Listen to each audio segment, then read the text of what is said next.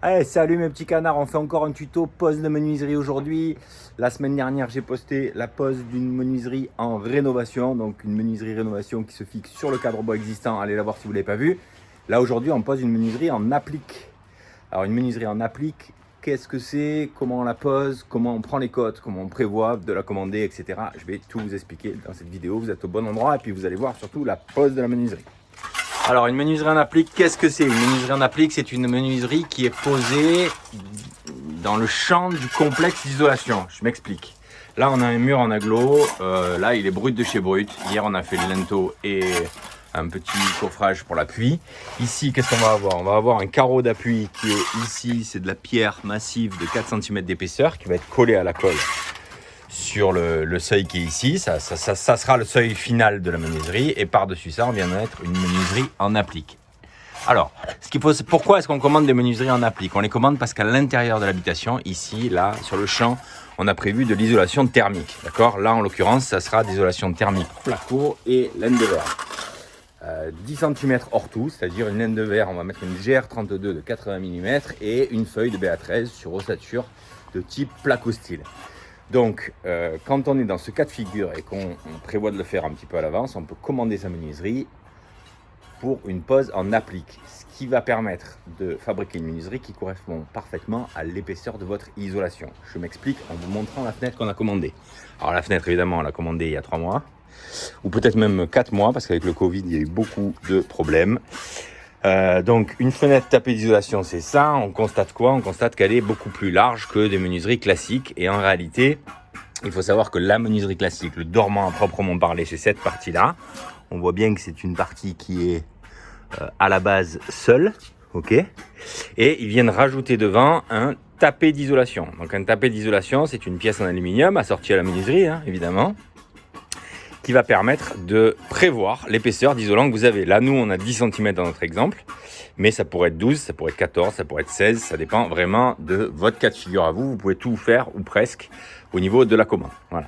Donc, cette menuiserie, elle va être posée en réalité côté intérieur du mur qui est là-bas. Et l'isolation, donc le mur sera là, ok, parce que ça, c'est l'avant de la menuiserie. Donc, le mur est là, et cette épaisseur-là, ça sera l'isolant, ok. Qu'est-ce qu'on constate sur une menuiserie prévue pour une pose en applique? On constate que ici devant, il y a un petit décroché ici, d'accord? Ça, c'est le petit profilé goutte d'eau. Ce petit décroché, il va vous permettre d'aller chercher l'appui sur votre carreau d'appui de fenêtre. Vous allez comprendre tout à l'heure. Il est important, ce qui ne vous empêche pas, si vous le souhaitez, de faire rentrer un peu plus le carreau d'appui à l'intérieur. Ça, je vais tout vous expliquer quand on va préparer la pose du carreau. Et ensuite, je vous explique comment on pose ce type de menuiserie. Voilà. En ce qui concerne les cotes, pour les cotes, il n'y a rien de plus facile avec une menuiserie de type pose en applique. Parce qu'en fait, en réalité, on donne au fabricant de la menuiserie la cote tableau fini.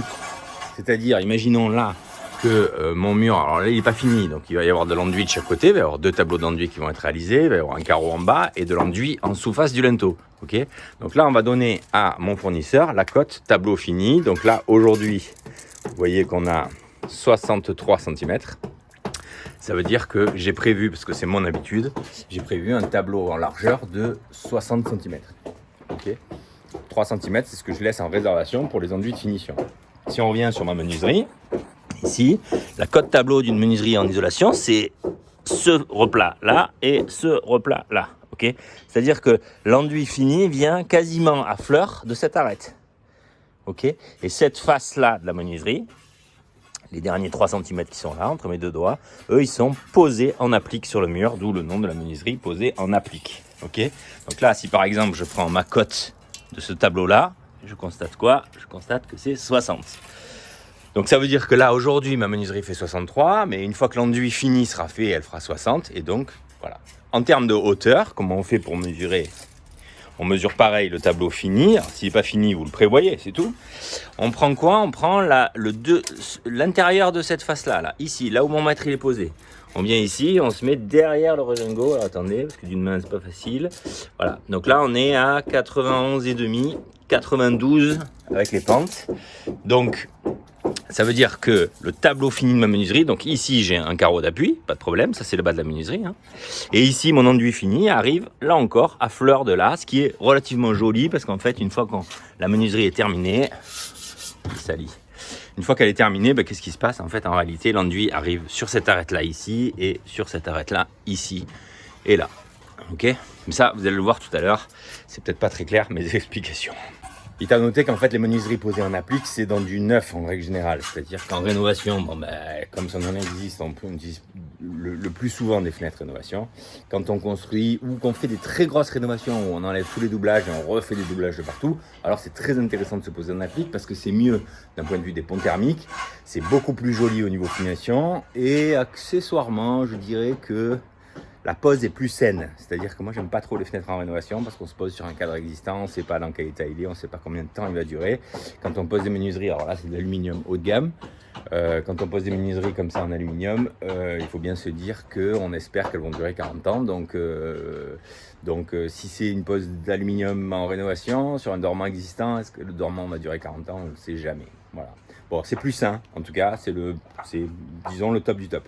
Mais ça sous-entend que vous refassiez chez vous votre isolation, qu'on soit dans un contexte un peu particulier de travaux. Voilà. Oui, bonjour, c'est à quel sujet? Vous voulez quelque chose? Bon alors, carreau d'appui, il a été découpé. Ok. Découpé, ce carreau d'appui va venir comme ça. Il va venir comme ça. Il fait 60, c'est la même chose que le tableau de ma menuiserie. L'idée c'est que je l'ai découpé pour qu'il dépasse ici de 4 cm. Ça veut dire qu'avec l'enduit, restera 2,5. Ok. Voilà, donc 4 cm d'un côté et de l'autre. Il y a une petite chose qui est importante quand on pose des menuiseries en applique, même si on peut s'en passer, mais selon moi, c'est judicieux de le faire. Il faut que vous veniez de ce côté pour le voir. C'est ici, j'ai prévu 3 petits centimètres de débord ici, d'accord? Pour venir accentuer l'appui de ma menuiserie, même si cette menuiserie-là, on se le redit, voilà, là elle est dans le sens, ça c'est l'extérieur, elle a un petit décroché sur sa partie avant ici, là, qui est fait pour venir par-dessus l'appui de fenêtre. Seulement quand on sort un petit peu le carreau, c'est plus confortable, on vient chercher aussi l'étanchéité sur les côtés, là, sur les tapés d'isolation, là où il y a mes doigts, ici. Et donc c'est plus judicieux, je vous montre ça en la mettant en situation. Donc la menuiserie posée en applique, elle va venir comme ça. Elle va venir ici avec ses ailettes de recouvrement contre le mur en applique, d'où le nom. Et ensuite ici, on va avoir des équerres qui vont permettre de la fixer en haut sur les côtés. En bas, pas de point de fixation puisqu'on a une étanchéité. On aura néanmoins un petit compris-band entre l'avancée de la menuiserie et mon appui de fenêtre, d'accord, pour l'étanchéité. Et vous voyez que ce petit débord qui est ici, il est intéressant parce qu'il vient nous permettre de chercher un peu plus loin l'appui de la fenêtre, c'est plus sain. Néanmoins, ce carreau d'appui, il ne faut pas qu'il soit trop écarté, parce que si vous le récartez trop, vous allez galérer ensuite pour faire votre placo à l'intérieur, d'accord? Donc 3 cm, 4 cm c'est raisonnable, ça dépend aussi de l'épaisseur de votre isolant évidemment. Là nous on est sur 10 cm d'isolant, donc allez on va dire jusqu'à 5 cm de rentrée, c'est ok. Pas plus parce qu'après il va vous falloir visser une cornière avec autoforante à la menuiserie pour que votre placo vienne pile derrière l'aile de recouvrement de la menuiserie qui est ici, d'accord? Pour une finition parfaite. Donc là ce qu'on va faire nous c'est qu'on va coller à la colle à carrelage le carreau d'appui. On va laisser passer 1 heure et ensuite on va commencer la pose de notre menuiserie et vous allez tout voir dans cette vidéo.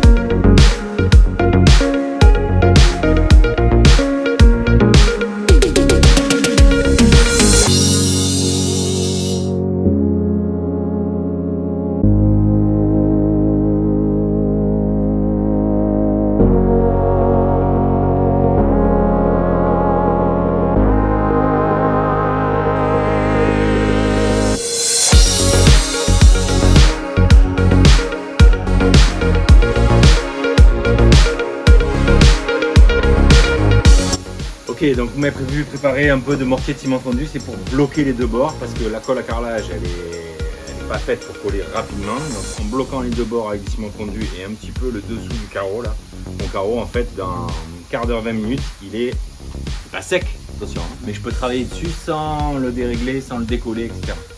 Alors le mortier rapide comme ça, d'abord sur ma chaîne il y a une longue vidéo dédiée uniquement à ça, donc si ça vous intéresse de savoir comment faire pour que votre mortier sèche en 15, 20, 30 minutes, eh bien allez voir sur ma chaîne.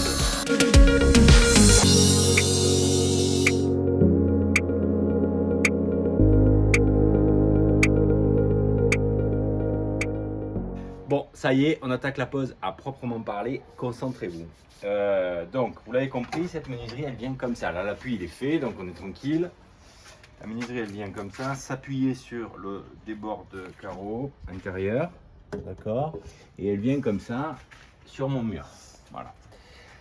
Première chose à vérifier, ça, je ne vais pas m'étendre sur ce sujet dans cette vidéo, parce que c'est pas l'objet, mais sachez-le, quand on a un doublage comme ça et qu'on est sur un mur, là, il est très court, et c'est nous qui l'avons monté, donc on sait qu'il est bon. Mais si vous êtes dans une maison avec un très long mur, par exemple, particulièrement en rénovation, il faut bien vous méfier quand vous posez plusieurs menuiseries en applique, qu'elles soient bien alignées. Donc il arrive qu'il faille mettre un laser pour pouvoir régler le bord extérieur des fenêtres, s'il y a plusieurs menuiseries sur le même mur, exactement, toutes à l'aplomb, d'accord?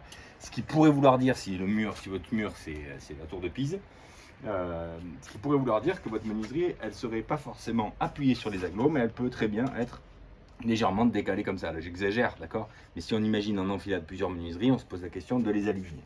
Ok? Donc la menuiserie en applique, comment elle se pose? Elle se pose avec des équerres. Les équerres, elles vont reprendre le châssis qui est ici et elles vont venir se fixer au mur. Donc ça va faire une équerre qui fait ça et ça, je vais vous les montrer après. Il y en aura un certain nombre, ça dépend de la taille de votre menuiserie. Là, on va voir ce que le fabricant a préconisé. Mais en l'occurrence, je pense qu'il y en a, on va les regarder tout de suite. Il y en a 3 et 3, 6, d'accord? Donc 6, ça veut dire, 6 c'est un nombre bâtard un peu, je trouve, hein, pour une menuiserie comme ça. Mais enfin, là, moi, j'en aurais bien mis 3 de chaque côté, même si 2 suffisent, et une en haut, ok? Donc ils en ont mis 6, 2 en haut, le châssis est tellement étroit en largeur que je vois pas trop d'utilité de faire ça, mais bon bref. On va commencer par en mettre 2 de chaque côté et une en haut, ok? Donc on va préparer cette menuiserie. Dernière chose, quand on a la menuiserie en place comme ça, on regarde dessous et on repère l'appui, d'accord?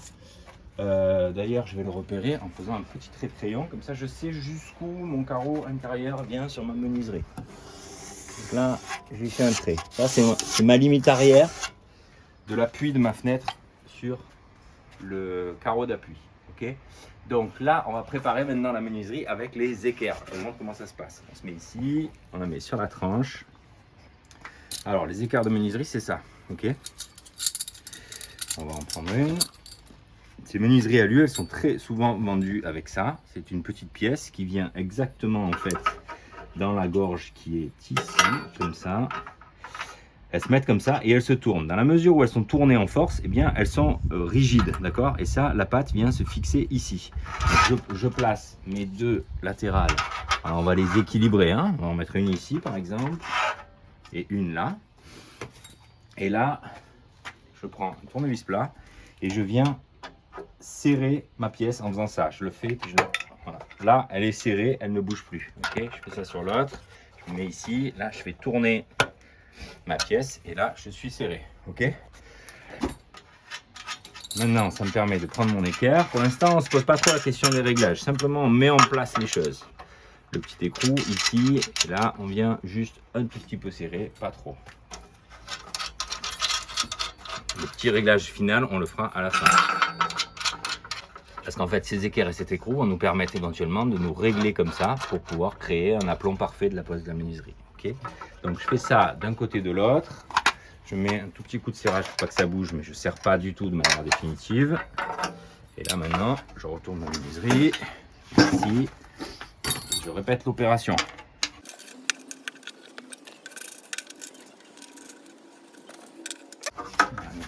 Dernier côté.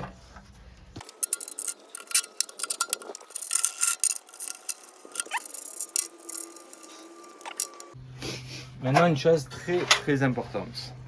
Donc, c'est comme pour la fenêtre en rénovation d'ailleurs, l'utilisation obligatoire pour l'étanchéité à l'eau et à l'air de votre menuiserie d'un compriband. Le compriband, c'est ça. La dernière fois, j'ai utilisé une chute. Là, vous allez voir, un rouleau de compribande neuf. Qu'est-ce qu'on observe? On observe que, alors, pressé, le compribande, il fait entre 3 et 5 mm, ça dépend de sa position, mais c'est tout le même ruban, d'accord? Ce qui est important à noter, c'est ça, max 12 mm. Max 12 mm, ça veut dire que cette bande, qui, là, ici, par exemple, fait 3 mm, quand on va la poser, alors pas tout de suite, mais à terme, elle va s'expanser et elle va atteindre 12 mm. Et ça, c'est une bande en mousse bitumineuse qui est étanche à l'air et à l'eau.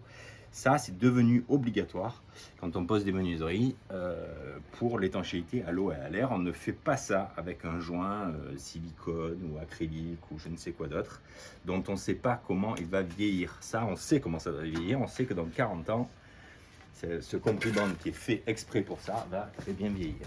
Je vais prendre un cutter. Là, je viens sortir ma bande. Donc, le compribande, c'est quoi? C'est un rouleau autocollant, d'accord? Donc là, je vais me mettre sur ma menuiserie comme ça. Je vais prendre ma longueur plus 5 de chaque côté. Ok, donc je vais prendre ça, ça, ça, ici, là, je suis bon. Ok, là, sur ma menuiserie, vous voyez l'arrière de mon carreau d'appui. On sait que c'est cette limite-là qu'il ne faut pas dépasser pour l'étanchéité. Moi, ce que je vais faire, c'est que je vais placer mon compribande. Vous allez voir comment. Alors l'autocollant, la colle de ce compribande, il est extraordinaire, il est très puissant. Par contre, il faut avoir un support sec évidemment et dépoussiéré. Hein. Donc moi, le compribande, je vais le mettre comme ça. Ici, je vais me mettre légèrement sur la remontée, là, des tapés d'isolation. Voilà, je vais me mettre comme ça. Et là, ma bande, je vais venir la coller derrière, pas qu'elle me gêne. D'un côté et de l'autre. Voilà. Donc ça, cette mousse là, au moment où on se parle, elle fait 5-6 mm. Vous allez voir tout à l'heure. D'ailleurs, tiens, en témoigne. On va faire comme ça. Et on va se coller un petit témoin pour avoir une idée tout à l'heure comment elle sera. Ok, voilà. Ça, c'est ce qui va faire mon étanchéité à l'eau et à l'air de ma menuiserie. En tout cas, pour la partie basse de la menuiserie, qui est sans doute le plus important. Maintenant que j'ai placé mon compribande, je vais pouvoir commencer à placer ma menuiserie et à faire les trous dans le mur. Donc, je viens comme ça. Je mets ma menuiserie en place. Voilà. Là, on va un tout petit peu vérifier qu'on est bien. Donc, on est pas mal comme ça. Je vérifie qu'on est pas mal comme ça. Bon, c'est une menuiserie alu, donc elle est très rigide, évidemment. Donc, il y a toutes les chances que ce soit facile d'être bon du premier coup. En revanche, ce que je peux commencer un tout petit peu à regarder, c'est ça, c'est la plombe verticale comme ça. Parce qu'en fait, c'est mes équerres qui vont me faire mon réglage, d'accord? Et là, je constate quoi? Je constate que le haut de la menuiserie demande un petit peu à sortir. Donc là, je me bloque dans la bonne position. Et ici, je viens appuyer ma patte, là, comme ça, et je viens serrer un tout petit peu mon écrou. La clé. Parce que là, je sais que je suis contre le mur, sein bien réglé.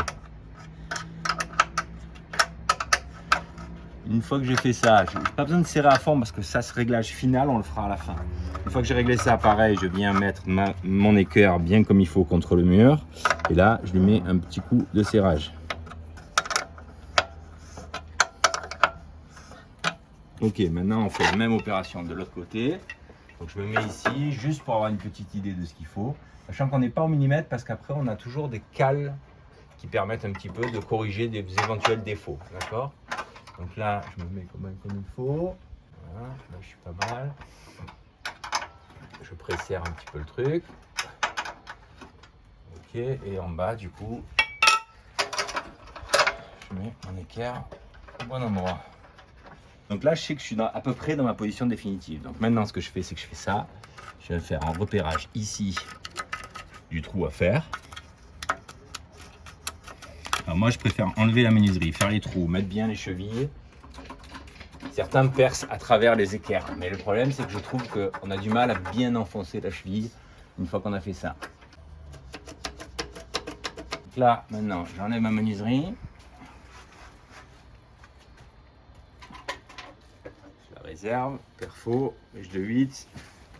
On se met ici.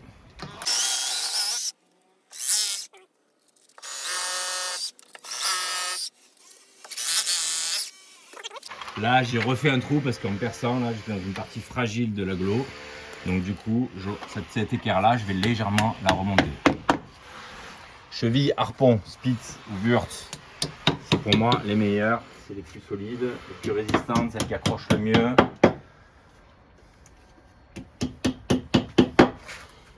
Ok, et là.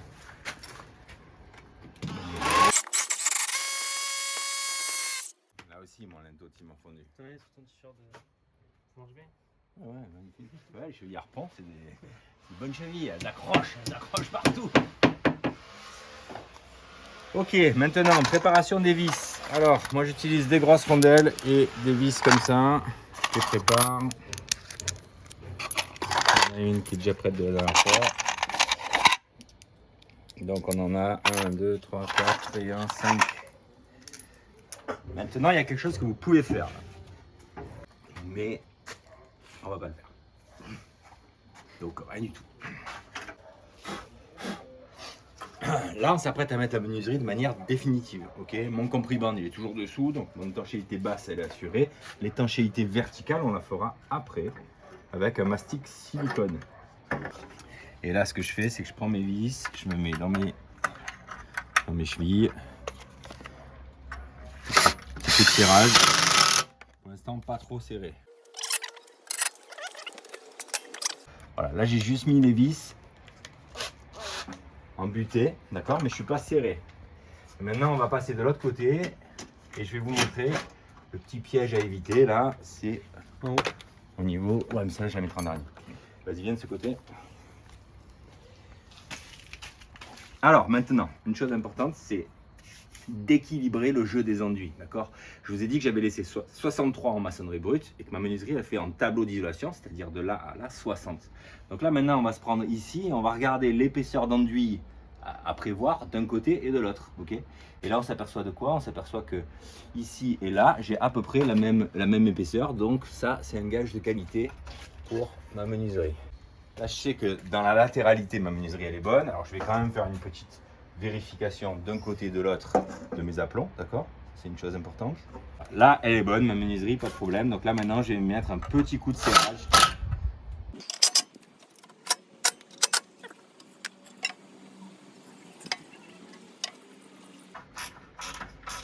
Voilà, là, je fais les petites corrections d'aplomb. J'ai vu qu'il fallait encore sortir d'un petit millimètre. D'accord? Donc, je dévisse.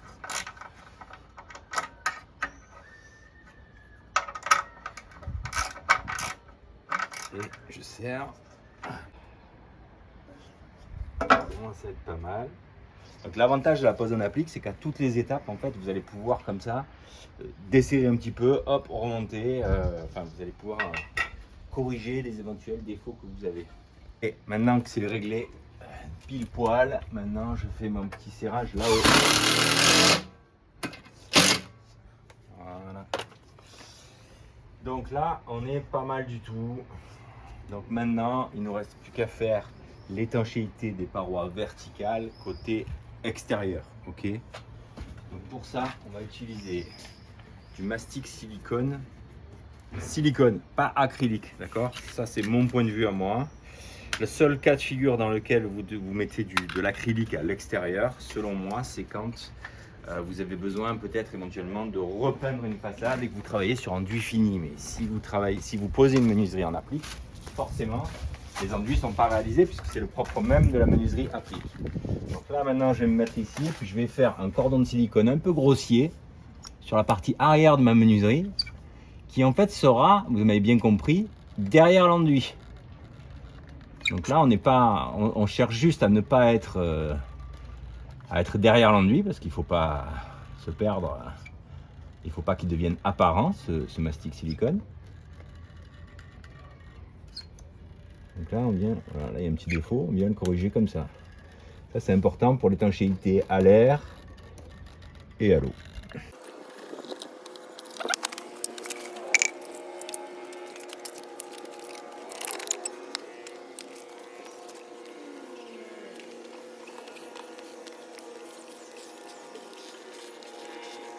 Ok, et le haut, je vais le faire par l'intérieur. Donc là, maintenant, venez voir à l'intérieur.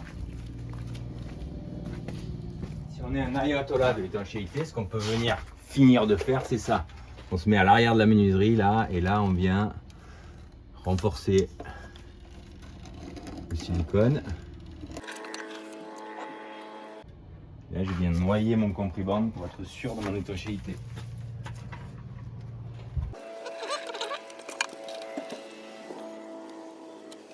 Alors là, je vous dis pas, hein, entre le compriband et le silicone que je viens de mettre, on est tranquille de chez tranquille. Et maintenant, je fais le cordon du haut ici et je le fais par l'arrière. Comme je suis un petit peu court, je l'avoue, en enduit, j'ai fait mon linteau légèrement trop bas.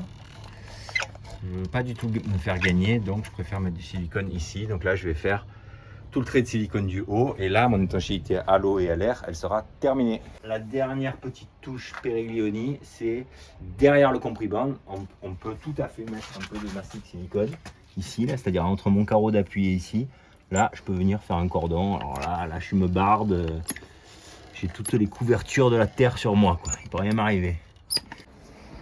Pas trop près parce qu'après on voit ma coupe de cheveux dégueulasse. Bon, regardez mon petit témoin de tout à l'heure. Là, ça fait à peu près 45 minutes, 1 heure qu'on a posé la menuiserie.